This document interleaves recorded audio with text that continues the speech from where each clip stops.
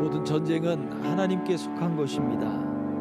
그저 내게는 이 전쟁 가운데, 이 영적 전투 가운데, 싸움 가운데, 영적 투쟁 가운데 승리하게 하실 주님만 바라볼 수 있는 믿음의 눈이 열리게 하여 주옵소서. 닫혔던 눈이 열리게 하시고 감았던 귀가 열리게 하여 주셔서 하나님, 오직 주를 향하여 눈을 열며 주를 향하여 귀를 열게 하여 주시옵소서. 우리 주님만 바라보는 믿음을 허락하여 주시옵소서. 이 시간 우리 합심하여 기도하겠습니다. 할렐루야. 살아계신 아버지 하나님이와 사랑을 감사합니다. 믿음의 눈을 열게 하시며 믿음의 귀가 아버지 열려지게 하여 주시옵소서.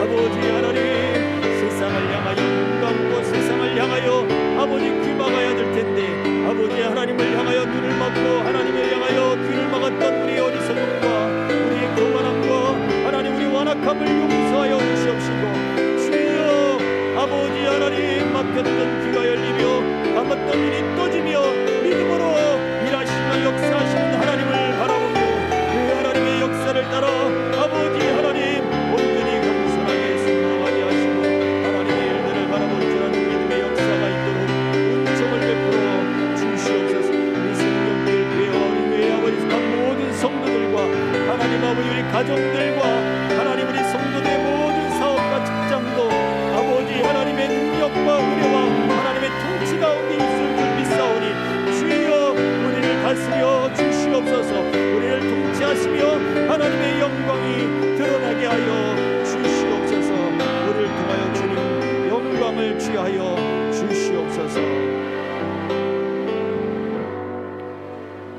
살아계신 아버지 하나님 감사합니다. 우리를 통하여 주님 영광을 받으시고 우리가 하나님을 온전히 찬양하는 그 찬송의 도구 되게 하시고 많은 사람들에게 예수 그리스도의 향기만 나타낼 수 있는 우리의 모습 되게 하여 주시옵소서. 예수 그리스도의 이름 받들어 기도하옵나이다. 아멘.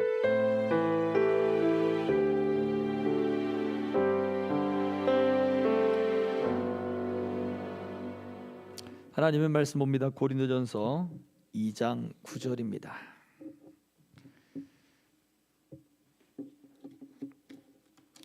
고린도전서 2장 9절 우리 함께 봉독하겠습니다. 시작. 기록된 바 하나님이 자기를 사랑하는 자들을 위하여 예비하신 모든 것은 눈으로 보지 못하고 귀로 듣지 못하고 사람의 마음으로 생각하지도 못하였다 함과 같으니라. 아멘. 그래서 두 가지를 말씀을 드렸죠. 천국 하나님의 나라 하나님의 일에 있어서는 우리 사람들에게 이야기할 때 이것이 없고 저것이 없고 이것도 없다라고 없는 것을 말씀하신다는 이야기를 했습니다. 눈물도 없고 수고도 없고 다시 해야 하는 것도 없고, 그리고 모든 우리 보화에 대한 이야기를 하실 때도 보화를 하늘에 쌓아두라. 세상은 그 보화를 좀먹게 하는 동록이 있지만 저 하늘에는 그러한 보화들을 좀먹게 하는 것도 없다. 심지어 그렇게까지 말씀을 하셨습니다. 이것이 우리가 경험하게 되어지는 것들이에요. 사실은 우리는 이 땅에서 이것저것을 채우려고 우리가 많이 애를 쓰잖아요. 물론 종교인들, 도를 닦는 분들은 비움의 이런 그런 이야기들을 많이 했었습니다. 어떤 도에 대한 이야기들. 그러나 그 비움보다 우리가 비워도 알 수 없는 그런 진리들을 사실은 우리가 더 많이 있어요. 그래서 하나님의 나라를 우리에게 하나님의 나라는 이렇다 이야기하면 할수록 우리는 더 어려워지는 거예요. 그게 뭘까? 경험해보지 못했으니까 그게 뭘까? 그곳에서는 하나님께 찬송만 한다. 우와, 재미없겠는데? 나는 교회에서도 노래 잘 안 부르는데 와, 재미없겠다. 우리가 경험한 것을 가지고 하나님의 나라는 이렇다 얘기하니까 그것을 다 알 수가 없어요. 그러나 우리가 경험했던 좋지 않은 부정적인 그러한 경험들 있잖아요. 눈물이며 슬픔이며 그 다음에 해코지함을 당하며 수고하고 피땀 눈물 이런 것들, 그런 것들을 흘렸던 그 부정적인 이미지, 거기는 질병도 없을 것이며 고통도 없을 것이며 그러한 부정적인 경험들이 그 나라에선 없을 것이다 이야기를 해주니 우와, 이것을 믿는 사람들에게는 이게 소망이 되는 거예요. 평생 건강했으면, 평생 자녀들의 복을 받았으면, 평생 내가 뭔가를 이뤘으면, 그런 마음들을 가지고 이 땅을 살아가는데 그곳에는 그렇게 애씀도 없고 눈물도 없고 후회도 없고 근심도 없다라고 말을 해주니 그날이 속히 왔으면 좋겠다라고 하는 마음들이 생긴다는 거죠. 왜 하나님이 이렇게 하시는가? 칼빈이 얘기했듯이 하나님이 갓난아기, 그 어머니가 갓난아기에게 떠듬떠듬거리면서 옹알이 해주면서 맞춰주며 이야기하듯 하나님도 우리가 알 수 있는 그러한 표현과 알 수 있는 용어들과 알 수 있는 것들로 우리들에게 그렇게 말씀을 하고 계시다는 거예요. 그래서 어떻게 보면 하나님이 이렇게 너무 제한적이지 않느냐, 하나님이 비겁하지 않느냐, 하나님이 너무 그 사람들에게 착취를 하는 어떤 그런 존재가 아니냐, 그렇게 사람들이 오해하기도 합니다. 그러나 사람이 알 수 있는 수준에서 하나님이 당신을 보여주시는 것이라는 사실을 우리는 기억해야 돼요. 우리 하나님은 위대하십니다. 그런데 그 위대하신 하나님이 얼마나 큰지 알 수가 없는 거예요. 우리 하나님은 지혜가 뛰어나신데 그 지혜가 얼마만큼 뛰어난지 우리가 알 수가 없는 거예요. 그분은 나를 사랑하시는데 그 사랑이 얼마만큼 뛰어난지를 다 이해를 못하는 거예요. 그분은 나의 모든 것을 다 아시는데 얼마만큼 아시는지 내가 이해를 못하기 때문에 이것만큼은 하나님은 알지 못할 거야 라고 생각을 한단 말이죠. 그러나 하나님은 오늘 본문의 말씀 다시 한번 띄워줘 보세요. 본문의 말씀 뭐라 했습니까? 사랑하는 자, 자기를 사랑하는 자들을 위하여 예비하신 모든 것이라 그랬어요. 하나님이 자기를 사랑하는 자를 위하여 예비하신 모든 것, 하나님을 사랑하기는 하는데 눈으로 보지 못하는 거예요. 이 사람이. 그 다음에 귀로도 듣지 못한 거예요. 심지어 더 나가서 전혀 생각지 못하던 거예요. 그걸 하나님이 예비해 주신다라고 말씀했어요. 우리가 이런 하나님을 믿으십니까? 그렇다면 이 하나님께 순종해야죠. 내가 생각한 걸 가지고, 내가 내 잣대를 가지고 왜 하나님이 하시는 일을 자꾸 거기다 기준을 맞추냐 이거예요. 우리 자신을 하나님께 기준에다 맞춰야지 나를 하나님께 맞추지 마세요. 이 말이 좀 이상한가요? 하나님을 나에게 맞추지 마세요. 나를 하나님께 자꾸 맞춰야 되는 거예요. 이게 맞는 표현입니다. 그래서 하나님이 가지고 계신, 우리가 알지 못하고 보지 못하고 듣지 못했고 깨닫지 못했던 그 일들, 하나님이 내게 요구하실 때 말씀을 통해서, 또는 하나님이 여러 가지 상황들을 통해 나를 그렇게 요구하실 때 우리가 해야 될 것은 무엇입니까? 내 마음에 저건 아닌데 라고 생각하는 일들은 복종해야 되는 거예요. 하나님의 뜻에. 그런데 그래서 성경은 하나님께 순복하라 라고 말씀을 하고 있는 거죠. 자, 여기에서 우리가 얻어야 할 수 있는 가장 핵심적인 말은 그것입니다. 우리가 알지 못하는 그 일, 하나님이 우리를 위하여 예비하고 계신 거예요. 내가 알지 못할 뿐이에요. 여기에서 우리를 무엇을 얻어야 돼요? 위로를 얻어야 되는 거예요. 이 위로라고 하는 것은 우리 경험상으로는 괜찮아, 힘내, 넌 할 수 있어, 뭐 이렇게 생각하잖아요. 아니에요. 그걸 더 뛰어넘는 거예요. 그냥 단순히 힘내, 할 수 있어, 너는 최고야, 뭐 그런 단어를 다 뛰어넘어서 나에게는 이 세상에서 알 수 없는, 이 세상이 가둘 수 없는 하나님이 나의 힘이시구나 라고 하는 게 강하게 팍 들어와야 돼요. 그러면 세상의 것들이 어떻게 느껴질까요? 아무것도 아닌 것처럼 넘어가요. 근데 이게 한순간에 꽉 차버리면 얼마나 좋겠어요. 한순간에 차버리면. 근데 이게 우리도 감정의 그릇이 있고 마음의 그릇이 있거든요. 그러다 보니까 내 감정과 내 마음에 따라서 하나님에 대한 확신이 확 차와요. 근데 그릇이 작단 말이죠. 하나님을 아는 지식이 작아서 그릇이 작은 거예요. 그게 어느 순간 싹 사라져 버려요. 그럼 어떻게 해요? 하나님 아는 지식을 갖기 위해서 우리 마음을 넓혀야 되는 거예요. 나는 원래 이런 사람이에요 라고 규정하지 마세요. 하나님은 우리를 그렇게 규정하지 않으세요. 우리가 나를 생각하는 것보다 더 하나님이 더 특별하게 생각하신다고요. 이 그릇이 더 넓어질 수 있는 거예요. 나를 규정하기 때문에 자꾸 사람들과 비교하죠. 자존감이 낮아지죠. 자존심이 상하죠. 우울증 생기죠. 낙심하고 절망합니다.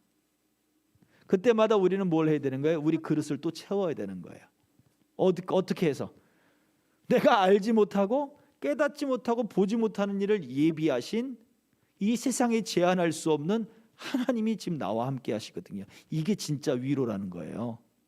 그래서 사나 죽으나 우리 위로는 이 세상에서 주어지지 않아요. 내 어떤 명상에서 주어지지 않아요. 내가 쓸 비움으로써 얻어지지 않아요.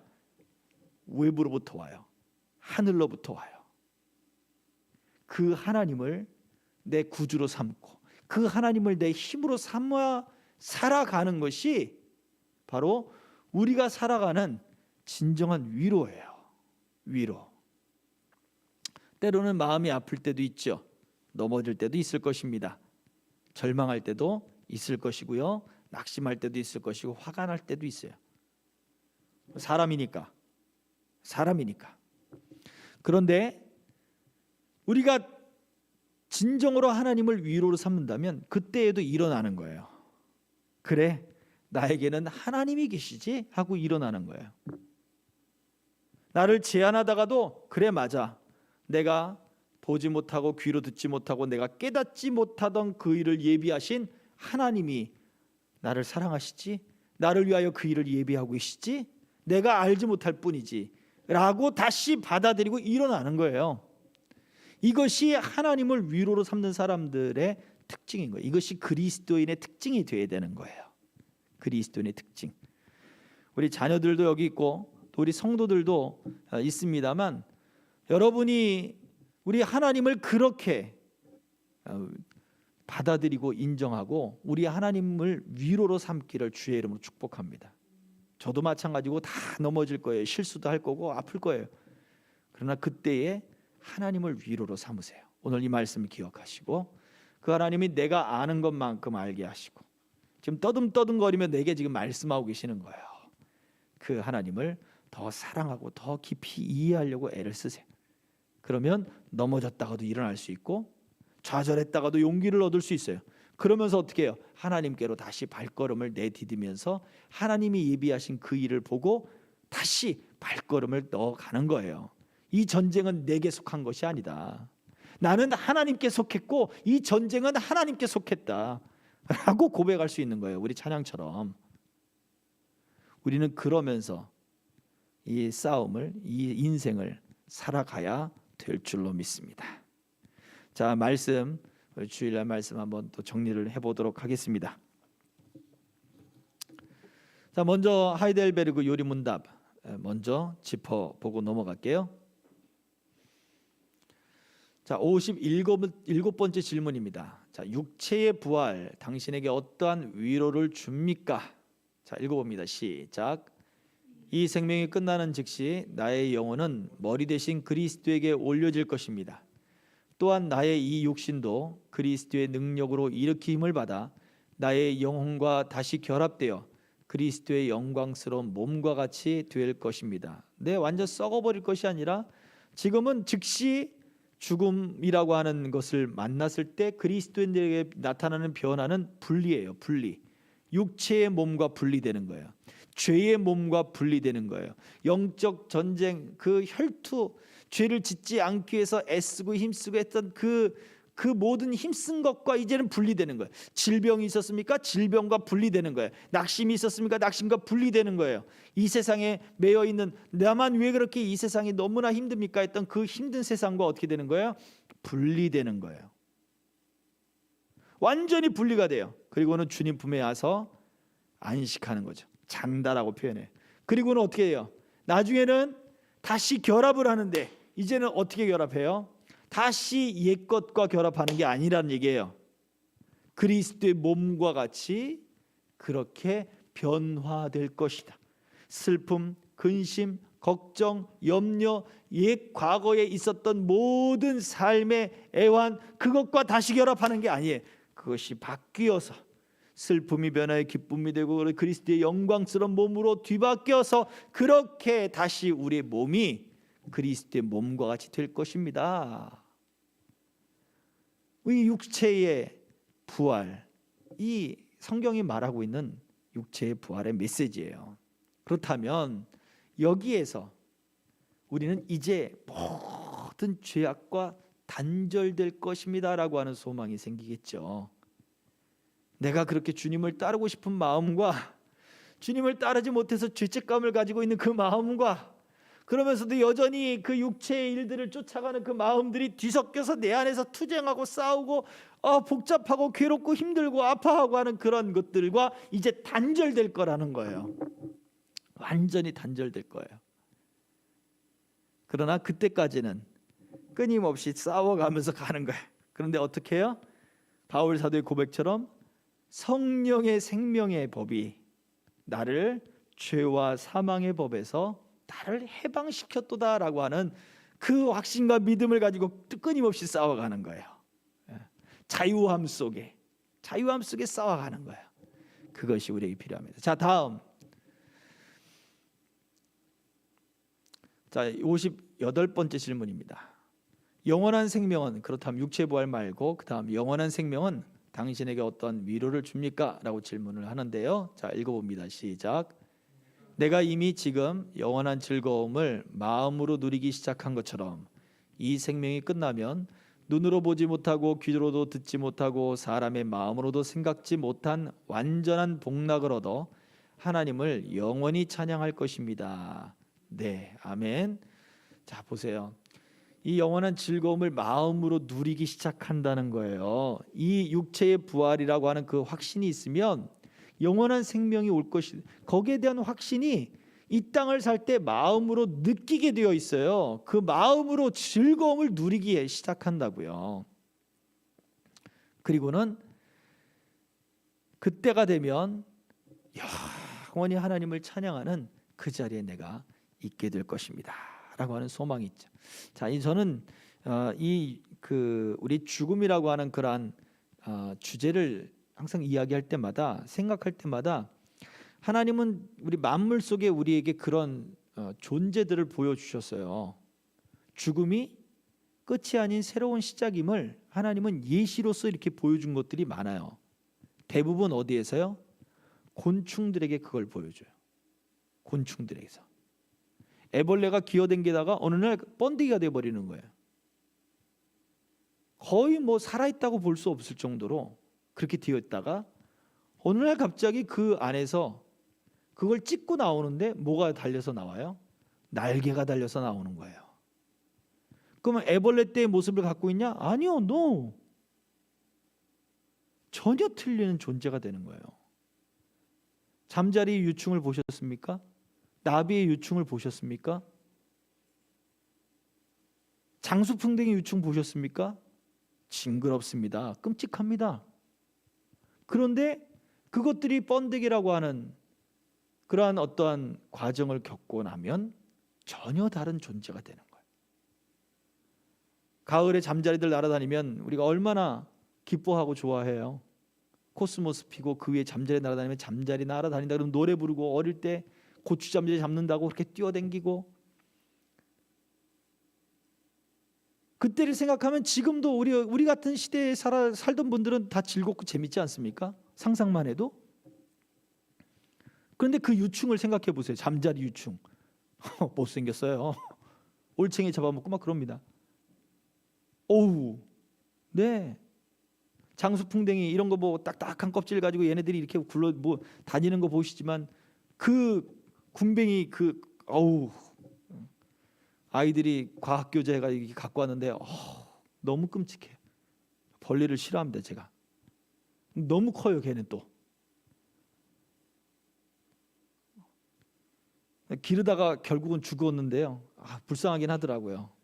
어떻게 기를 줄 몰라가지고. 기를 줄 몰라가지고 죽이는 것들이 참 많아요. 근데 죽일 때 좀 아프더라고요. 근데 얘네들이 번데기라고 하는 어떤 그런 변태의 과정을 겪고 나면 전혀 다른 존재가 돼요. 우리도 죽음이라고 하는 과정을 겪고 나면 전혀 다른 존재가 되는 것을 하나님은 우리 만물 속에 우리에게 보여주셨다라고 저는 그렇게 생각이 듭니다. 그래서 영원한 생명, 육체의 부활, 이 영원한 생명이 우리가 전혀 생각지도 못했던 그러한 일들에 대한 하나님은 예표, 그리고 이것을 통해 위로를 받으라고 이야기를 해요. 근데 우리는 끊임없이 내 생각, 내 경험, 나는 이런 존재야, 나는 이러한 생각이야, 이것들로 끊임없이 자기를 제한하고 있으니 우리는 이것을 바꿔야 할 것입니다. 자, 말씀을 정리해 봅니다. 첫 번째, 자, 성경에서 새하늘과 새 땅에 대해 가르치는 부분, 제가 서두에 말씀을 드렸습니다. 무엇이 있다 이야기보다 무엇이 없다고 가르치는 것이 많은 이유가 무엇일까요? 자, 여러분들이 읽어봅니다. 시작. 사람이 생각지도 못한 나라이고 마음으로 깨닫지도 못한 나라이기 때문에 그런 거예요. 자, 읽어봐요. 시작.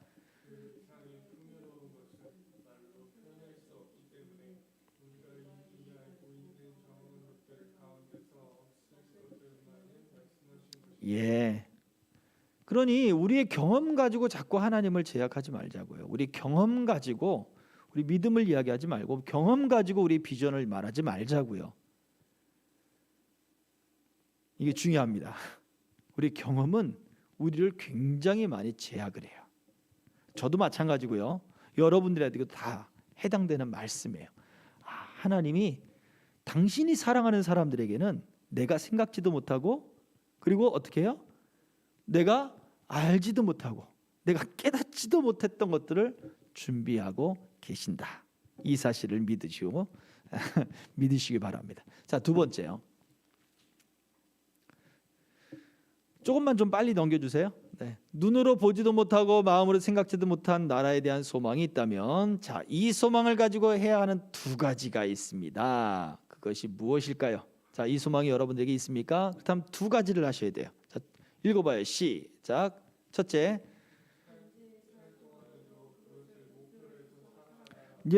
그것을 목표로 해서 살아가셔야 돼요. 하나님이 말씀하시는 것을 목표로 삼으세요. 자, 두 번째, 시작. 이게 중요합니다. 우리는 여전히 내 경험 속에 살아요. 아니에요. 우리는 그 나라에서 사는 것처럼 사세요. 여러분은, 우리 바울이 외쳤어요. 너희의 시민권은 하늘에 있다. 너는 하늘나라 시민이야 라고 얘기해요. 자, 그리스도인, 예수를 닮은 사람, 자긴 그리스도인, 뭐 그런 어떤 그 단어적인 용어 말고, 단어적인 표현 말고, 제가 요즘에 그 꽂혀 있는 표현이 있습니다. 그리스도의 증인이니까 그리스도인이라는 얘기죠. 그리스도를 증거하는 사람들.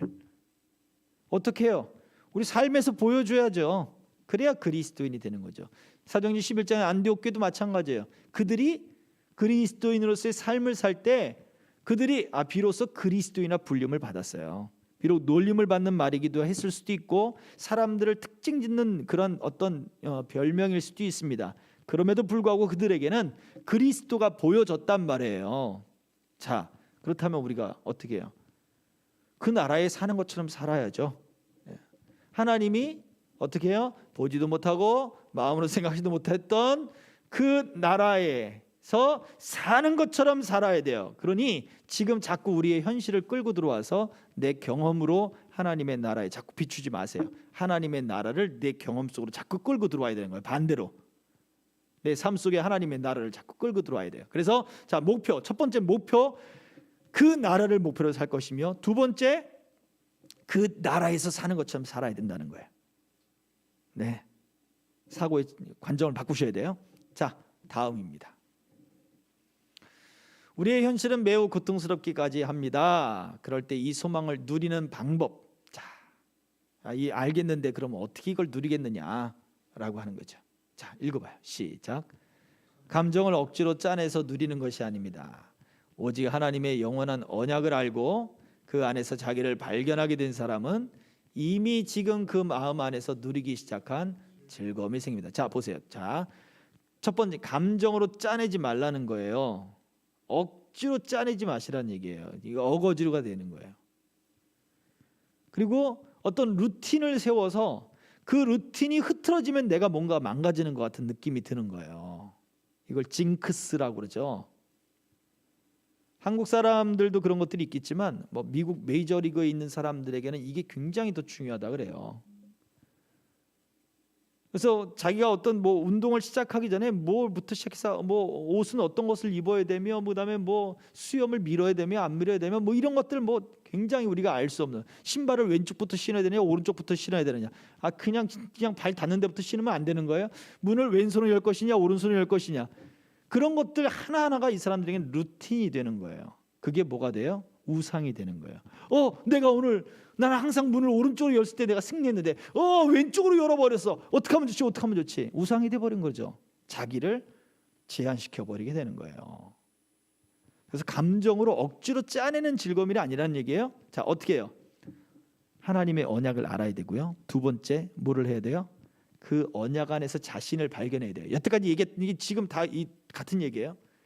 하나님의 언약을 알아야 되고 그 언약 안에서 자기를 발견해야지. 왜 자꾸 경험 안에서 하나님의 말씀을 자꾸 들여와가지고 자기의 경험에 비춰가지고 하나님의 말씀을 정의하냐고요. 왜 하나님을 거기다 정의하냐고요. 우리가 신앙생활을 지금 그렇게 하고 있어요. 바꿔야 되는 거예요. 자, 두 가지 뭐라고요? 첫 번째, 하나님의 언약을 아셔야 돼요. 하나님이 그 언약을 자꾸 백성들에게 들려주잖아요. 자, 두 번째 뭘 해야 돼요? 이제는 그 언약 안에서 자기를 발견해야 돼요. 그러면 짜내는 즐거움이 아니라 거기에서 이게 그냥 텅텅 비어 있었던 게 갑자기 한꺼번에 꽉 채워지는 느낌도 나고요. 그냥 공허했던 게 팍 채워지기도 하고요. 그냥 즐거움뿐만 아니라 위로도 거기서 큰 확신이 되어버리는 거예요. 이게 아무것도 아니었구나. 그런 마음도 막 들고 그래요. 자, 강조합니다. 하나님의 언약, 하나님이 바꾸지 않는 영원한 언약, 그 언약을 아셔야 돼요. 그 말씀을 잘 들어야 되는 거예요. 그리고 나서 두 번째, 그 언약 안에서 자기를 발견해 나가는 거예요. 자꾸 자기의 경험 안에서 말씀을 발견하지 마세요. 언약 안에서 자기를 발견하시는 거예요. 자, 네 번째. 자, 바울 사도는 데살로니가 교회에 편지를 보내면서 주님의 재림과 우리의 부활에 대해 가르친 다음에 이 여러 말로 서로 위로하라고 한 이유가 있습니다. 자, 데살로니가서 4장 18절인 말씀인데요. 이 여러 말로 서로 위로하라, 그 말씀이에요. 주의 날이 올 것에 대한 이야기를 했어요. 주의 날이 이렇다 저렇다 하는데 주의 날은 이렇게 올 것이다 하는 이야기를 하고 마지막에 그러므로 이 여러 말로 서로 위로하라라고 바울 사도도 얘기했거든요. 자, 그 이유가 무엇이냐? 읽어봅니다. 시작. 부활과 영생은 죽어서의 위로일 뿐 아니라 살아서의 위로도 되는 것임을 말해줍니다. 네. 왜 우리가 죽음이라고 하는 과정을 겪을 때 우리의 영혼과 육체가 분리됐다가 우리가 영생이라고 하는 그 마지막 단계에서 우리의 육체가 다시 왜 우리 영혼과 다시 결합이 될까요? 하나님을 찬송하는 존재는 영으로서 하나님을 찬양하는 것이 아니라 우리의 육체가 같이 하는 거예요. 내가 이 백성을 지었나니 내가 나의 찬송을 부르게 하려 함이니라. 이사야 43장 21절이죠. 하나님이 우리를 통해 찬송을 받기를 원하시는 건데 하나님의 영광이 드러나기를 원해요. 그리고 하나님과 교제할 수 있는 그 방법은 찬송 노래만이 아니에요. 하나님과의 교제고 하나님의 일들을 인정하고 고백하는 거예요. 이 일은 완벽하게 이 일을 할 수 있는 것은 우리의 육체를 가지고 있는 거예요. 그래서 다시 우리 육체가 결합이 돼서 하나님과 교제하는 거죠. 성경이 그걸 얘기해요. 그래서 부활과 영생은 죽음 이후의 이야기가 아니라 살아서 지금 살아있는 지금 이때의 이야기라고 하는 거예요. 지금 살아서 하나님과 교제하지 않으면 죽어서도 교제할 수 없습니다. 우리가 살아서 하나님의 그 뜻들, 하나님의 그 언약 안에서 하나님을 발견하는 것, 그 안에서 내 자신을 발견하며 하나님의 일들을 말하는 것, 이 과정을 하지 않는다면 죽어서도 이 과정을 할 수가 없어요. 그러니 부활과 영생이라고 하는 것은 죽어서만의 이야기가 아닙니다. 그 마음을 가지고 믿음을 가지고 살아서 위로를 받으며 너희가 주님을 기쁘시게 하고 살아라라고 하는 것이 데살로니가전서 4장의 말씀이에요. 그래서 바울 사도는 죽음에 대한 이야기가 아닌 우리의 살아 있음에 대한 이야기예요. 우리 진정한 위로는 죽어서뿐 아니라 지금 현재 살아가고 있는 이때 여러분이 지금 고민하고 있는 그 문제 속에서 하나님으로 위로가 돼야 되는 거예요. 자, 다음 5번.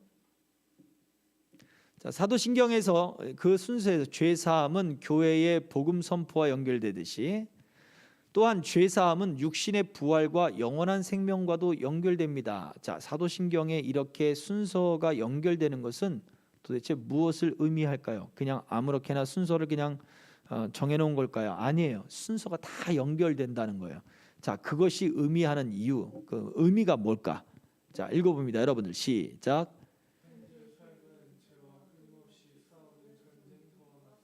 예, 우리의 지금 싸움이, 우리의 삶이 지금 끊임없는 전쟁터와 같기 때문이에요. 자, 그래서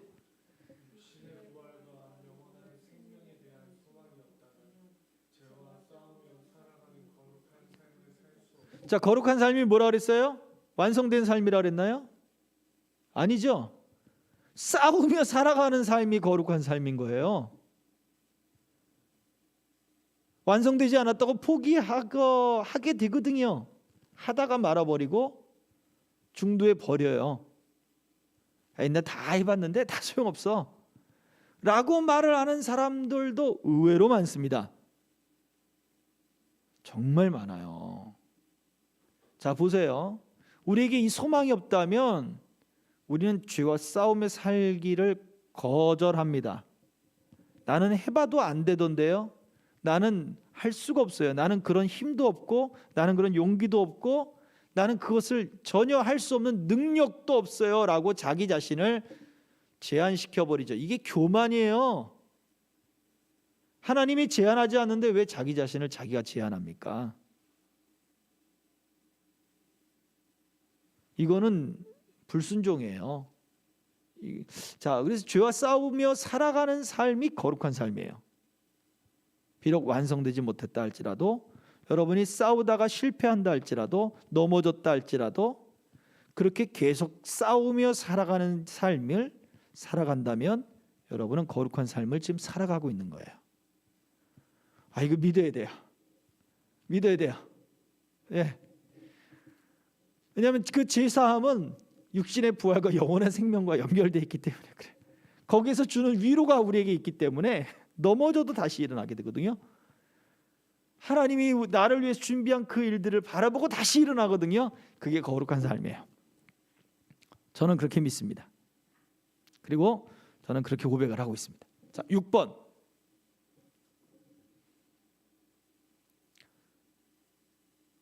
자, 계속해서 읽어봅니다. 시작.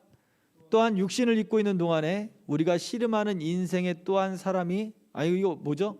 자, 다시 한번 질문 다시 한번 보여주세요. 5번, 6번, 5번.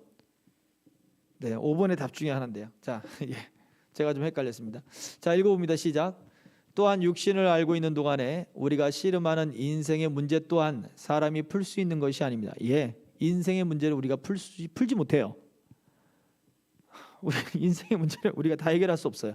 자, 그러나 시작. 그러나 부활과 영원한 생명으로 그 문제가 해결될 것을 소망하기 때문에 우리는 거룩한 생활을 할 수 있습니다. 네, 할 수 있습니다. 우리가 풀 수 없는 문제에 대해서 우리는 굉장히 많이 고민합니다. 우리가 풀 수 없는 문제. 그러나 그 문제가 반드시 해결될 그날이 오기 때문에 우리는 소망을 가지셔야 돼요. 여러분, 안타깝고 또 아프고 힘든 그러한 과정 중에 있는 분들도 계십니다. 그런 분들을 위해서 끝까지 붙잡아주며 같이 기도해 주세요. 하나님 안에서 자신을 발견되어지고 그 문제 속에서 소망이 더 강렬해지고 하나님의 더 큰 사랑을 발견하는 그러한 목적이 그 문제 속에 있어요. 그분을 위해서 기도해 주세요. 그 문제 때문에 우리가 흐트러지지 않고 하나님을 바라볼 수 있게 되는 거예요. 바울 사도에게 내 은혜가 내게 족하다라고 하는 거 깨달은 것처럼 이거 참 어려운 문제지만 우리가 할 수 있는 부분은 그 부분이에요. 이것을 그러나 그 문제 속에도 이 소망을 붙들고 일어설 수 있다면 그분은 거룩한 삶을 살아가고 있는 거예요. 네. 자, 6번. 다음 넘겨주세요. 자, 그렇다면 사도신경을 외우면서 우리는 무엇을 점검해야 합니까? 자, 읽어봅니다. 시작. 기계적으로만 암송만 하거나 그냥 무관심하거나 마음을 현실에 다 빼앗겨 버린다면 결코 위로를 얻지 못합니다. 생명의 언약 안에서 발견되는 위로에 나의 삶을 참여시켜야 합니다. 예, 참여시키세요. 참여시키세요. 안 될 거다 그런 생각하지 마시고요. 내가 바로 그 주인이다. 이 말씀이 내게 주시는 말씀이다 하고 여러분의 삶을 참여시키세요. 어떻게 뭘 얘기했어요? 여러분의 경험에다가 하나님을 끌어다 오지 마세요. 하나님의 안에다가, 그렇죠? 하나님이 우리에게 주신 그 안에다가, 그리고 그 안에서 내가 발견되도록 자꾸 해야 되는 거예요. 언약 안에서 나 자신을 자꾸 발견하고, 그리고 내 경험을 가지고 하나님을 제약할 것이 아니라 내 것을, 나를 하나님의 그 안에 자꾸 참여시켜 나가야 돼요. 위로도 자꾸 받으셔야 돼요. 하나님, 내가 정말 힘듭니다.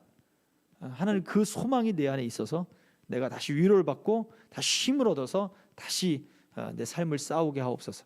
자꾸 하셔야 돼요. 이게 나의 삶을 하나님의 언약 안에 참여시켜 나가는 거예요. 자, 다음이요. 자, 성도와 다른 사람들의 모습에서는요, 그리스도인들, 이 믿음이 없는 사람들에게 보이는 특징은 한평생 종노릇하며 살아가는 거예요. 히브리서 2장 15절의 말씀인데요. 자, 성경은 성도의 죽음이 슬픔뿐만 아니라 복이라고 말하는 이유가 무엇인가? 그것은 우리가 한평생이라고 하는 삶에 매여 있지 않기 때문인 거예요. 자, 그래서 성도에게 죽음은, 읽어봅니다. 시작. 하나님께 더 가까이 나가는 것입니다. 세상에서 고통 겪는 것을 그치고 주님과 함께 쉽니다. 예, 주님과 함께 쉽니다. 그러니 우리가 세상에 매일 이유가 사실은 없는 거예요. 이게 우리에게 소망이 된다면. 자, 그런데 8번. 그런데 사도 바울은 죽은 다음에도 오히려 더 가까이 나가기를 소망했기 때문에, 자, 여기 중요합니다. 오히려 이 세상에서 살 때에 더욱더 그리스도와 연합해서 살 수 있습니다. 자, 이게 핵심인 거예요. 우리가 거룩한 삶을 산다는 얘기는 바로 죽음 이후에 있어질 그 위로들을 소망했기 때문에, 확신했기 때문에 어떻게 해요? 이 세상을 살 때 더 그리스도와 연합해서 살 수 있었다는 거예요. 그 소망이 우리를 하나님과 더 연합하는, 우리 주님과 더 연합하는 삶으로 이끌어 간다고요. 이게 중요한 겁니다. 다음 보여주세요. 자, 그래서 마지막 결론적인 이야기입니다. 육신의 부활과 영원한 생명은 당신에게 어떠한 유익을 줍니까? 라고 질문을 한다면 여러분 뭐라고 대답하겠습니까? 대답해 봅니다. 시작. 그것은 이 세상을 살아갈 위로입니다. 오늘 말씀을 잘 한번 정리해 보시기 바랍니다. 하나님이 눈으로 보지 못하고 귀로 듣지 못하고 우리가 경험하지 못하고 마음으로 깨닫지 못한 것을 우리를 위해 예비하셨어요. 내 경험을 갖고 하나님을 제한하지 마십시오. 하나님의 약속 안에서 자기를 발견하기를 힘써야 돼요. 그리고 그 일을 해야 돼요. 그게 참여하는 거예요. 그걸 한마디로 정의하면 이 세상을 살아갈 위로가 바로 우리에게 있다는 이야기예요. 육체의 죽음이나 영원한 부활, 먼 장래의 일이 아니라 바로 지금 이 땅을 살아갈 저와 여러분들의 위로가 된다는 얘기입니다. 이 위로를 얻으면 다시 힘이 생겨요. 이 위로를 얻으면 즐거움도 생기고요. 이 위로를 얻으면 담대해져요. 이 위로를 얻으면 힘있게 나아갈 수 있어요. 여러분에게 이 말씀이 이러한 위로가 되기를 주의 이름으로 축복합니다. 기도하겠습니다. 자, 이 시간 말씀을 생각하며 함께 기도하겠습니다. 하나님, 그 하나님의 나라, 내가 기대하지 못했던 그 하나님의 나라를 이제 내가 소망하고 이 땅에 살아갈 때 내게 위로로, 그리고 나의 진정한 삶의 위로가 되는 것을 말씀을 통해 깨달았습니다. 이제는 그 말씀 안에서 내가 발견되게 하시고 그 말씀으로 나를 비추게 하시고 나의 경험으로 주님을 제한하지 않게 하시고 내가 그 말씀을 의지해서 발을 내딛고 미지의 세계, 하나님이 나를 위해 예비하신 내가 깨닫지 못한, 전혀 알지 못하는 그 세계로 내가 한 걸음 한 걸음 날마다 들어가게 하여 주시옵소서. 이 시간 우리 같이 기도하겠습니다. 할렐루야. 살아계신 아버지 하나님, 은혜와 사랑 감사합니다. 하나님, 우리가 우리 경험들과 우리 지식들과 우리의 얄팍한 하나님 생각들과 깨달음으로 하나님을 제한하고 하나님 그렇게 하나님을 정의하고 아버지 그렇게 교만함으로 하나님 주여 살아왔음을 고백합니다. 주님, 위로를 얻고 힘을 얻고 다시 일어나 아버지 하나님 힘차게 그 위로 안에서 하나님 예비하신 길들 싸우며 이 전쟁 같은 아버지 하나님 이 삶 속에 영적 투쟁과 전쟁의 삶 속에 하나님 거룩한 삶을 살아가도록 일어나고 용기를 얻고 아버지 하나님 다시 걸어가야 하지만 아버지 하나님 주저앉고 낙심하고 절망하고 제한하고 하나님 그렇게 자기 자신을 가두며 아버지 자존심 상해하고 비교하고 낮은 자존 경하에 아버지 하나님 슬퍼하고 낙담하고 절망했던 우리의 아버지 모습에서 주여 이제 다시 일어나겠습니다. 말씀 안에 발견되게 하옵소서. 말씀이 우리의 거울이 되게 하시고 말씀이 우리의 능력이 되게 하시고 말씀이 하나님이 되게 하시며 말씀이 하나님의 지되게 하시어서 주여 그 말씀의 빛으로 아버지 하나님의 약속들을 믿는 믿음이 살아나게 하시고 아버지 하나님 그 약속들을 붙들고 일어나게 하옵소서. 주여 앉은 곳에서 일어나게 하시며 주저앉은 곳에서 일어나게 하시며 엎드러진 곳에서 일어나게 하시며 널브러진 곳에서 일어나게 하옵소서. 하나님의 생기가 불며 주여 골짜기에 마른 뼈들이 일어나 하나님의 군대가 지는 것처럼 주여 하나님의 생기가 하나님의 언약의 생기가 우리 안에 불게 하시며 주여 깨닫지 못하고 보지 못하고 귀로 듣지 못했던 아버지 그 일들이 하나님의 언약의 말씀의 생기들로 말미암아 내 안에 확신으로 들어오게 하시고 아버지 육체의 부활과 영원한 생명들이 하나님 그 마지막 때에 아버지 죽어서의 위로가 아니라 아버지 지금 이 땅을 살아가는 삶의 위로가 되는 것을 아버지 되어서 그 말씀 안에 주님이 온전히 위로가 되고 힘이 되고 능력이 되게 하여 주시옵소서. 살아계신 하나님, 말씀들이 먼 장래의 이야기가 아닙니다. 성경의 지식들이 아닙니다. 이 땅을 살아갈 진정한 위로임을 주님 다시 한번 고백합니다. 오늘 이 말씀이 우리 사랑하는 생명길 동행자들, 우리 집사님과 우리 또 청년들, 우리 형제들, 그리고 우리 자녀들, 그 가정마다 하나님 우리 목회자인 저뿐만 아니라 하나님 모든 이들에게 이 말씀이 다시 위로가 되고 소망이 되고 그래서 이 땅에 하나님을 위로로 삼고 더욱더 다시 힘있게 주님 기뻐하시는 삶들을 살아가도록 하나님 우리를 이끌어 주시옵소서. 그리스도의 교회가 되기 원합니다. 건강한 교회 되기 원합니다. 주님, 우리 교회와 사랑하는 성도들 함께 하시고 저들이 행하는 모든 일 속에 오직 주님의 은총이 함께하여 주시옵소서. 위로와 소망 되시는 우리 구주 예수 그리스도의 이름 받들어 간절히 기도하옵나이다. 아멘. 그러므로 너희는 이렇게 기도하라. 하늘에 계신 우리 아버지여, 이름이 거룩히 여김을 받으시오며 나라의 마옵시며 뜻이 하늘에서 이룬 것 같이 땅에서도 이루어지이다. 오늘날 우리에게 일용할 양식을 주옵시고 우리가 우리에게 죄 지은 자를 사하여 준 것 같이 우리 죄를 사하여 주옵시고 우리를 시험에 들게 하지 마옵시고 다만 악에서 구하옵소서. 대개 나라와 권세와 영광이 아버지께 영원히 있사옵나이다. 아멘.